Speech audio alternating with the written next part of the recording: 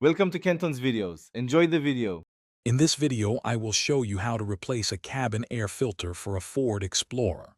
First, open your glove box and remove all its contents. Next, carefully disconnect the dampener string or arm located on the right side of the glove box. Then, gently press the two tabs on the sides of the glove box inward to allow it to fully lower, revealing the filter housing behind it. This gives you clear access to the area. Now that the glove box is lowered, you'll see the rectangular cabin air filter housing.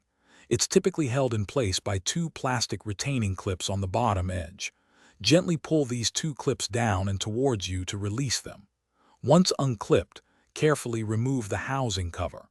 Then, grasp the edge of the old filter and slide it straight out of its slot. Be prepared for some debris to fall.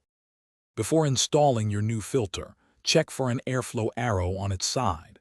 This arrow must point downward, towards the passenger floor, to ensure proper air circulation. Carefully slide the new filter into the housing, making sure it's seated correctly. Then, align the filter housing cover and push it firmly until both retaining clips snap securely into place. Double-check that the cover is completely sealed. To finish up, push the glove box tabs inward again to guide it back into its upright position. Reconnect the dampener string or arm to its mounting bracket on the side of the glove box. Make sure it's securely attached. Then, close the glove box.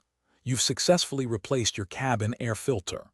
Remember to check the description below for links to the new Kindle Paperwhite and other great deals. Replacing your filter every 10,000 to 15,000 miles helps maintain excellent air quality inside your vehicle. Thanks for watching. Consider subscribing if we helped you.